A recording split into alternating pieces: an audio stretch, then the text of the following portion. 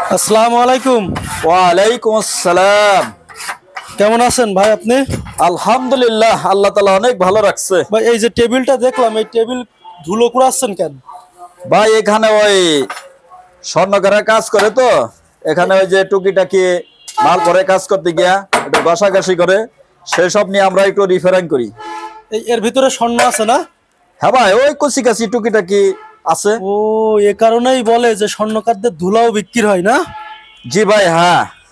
ও আচ্ছা, আপনারা তাহলে এই এই ধুলা থেকে স্বর্ণ বের করেন আপনারা? হ্যাঁ ভাই। এটা তো স্বর্ণকারদের টেবিল না? হ্যাঁ ভাই, স্বর্ণকারের টেবিল। আচ্ছা, যদি অন্য কোনো ধুলো নিয়ে সেখানে রাখে তা আপনারা বুঝতে পারবেন? হ্যাঁ ভাই, বুঝতে পারবো ভাই। ওরে আল্লাহ, দেখুন কেমন করে ধুলোর ভিতর থেকে আজকে স্বর্ণ বের করবে। এর ভিতরে আছে না ভাই? হ্যাঁ ভাই, হ্যাঁ।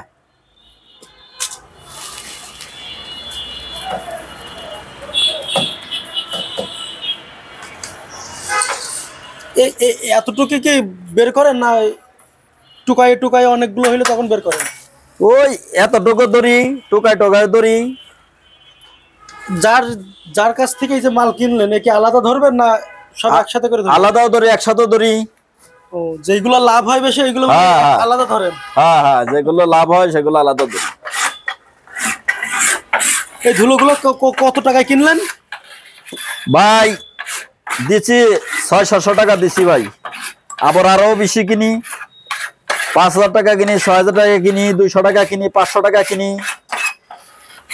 এক এক জায়গায় এক এক রকম, মানে যার যেমন মাল থাকে। তাই হ্যাঁ, হ্যাঁ। বোঝেন কিভাবে? ও শিখছি। শিখছেন না? আমি তো দেখছি কিছুই দেখি না। আছে ভাই, এখান থেকে যে ক্ষুদ্র ক্ষুদ্র মাল তো দেখা যায় না, একটু রিফারিং করার পর একটু দেখা যায়। বাসা কোথায় আপনার? ভাই বাসা নোয়াপাড়ায়। নোয়াপাড়া? খুলনা নোয়াপাড়া? খুলনা নোয়াপাড়া, অভয়নগর নোয়াপাড়া ভাই। আর এমনি এখন কি এইগুলো প্যাকেটে ভরবেন? হ্যাঁ, পিকেট করব। এগুলো কি? ওগুলো ভাই মোষ। মুষ মানে স্বর্ণ যেভাবে গালাই সেই মুষগুলো, তাই তো? হ্যাঁ, সেই মোষগুলো এগুলো নিজে এখন এই এই এই আপনারা বের করেন কোথায়? বের করব বাসায় গিয়া, অভয়নগর নোয়াপাড়া যাইয়া তারপর বের করব। ও আচ্ছা, হয়ে গেল। হ্যাঁ এই টোটাল কত টাকার মাল আছে ভাই? আছে অনেক গাছিক। 10-12 হাজার টাকা? হয় এরকমই। ও আচ্ছা।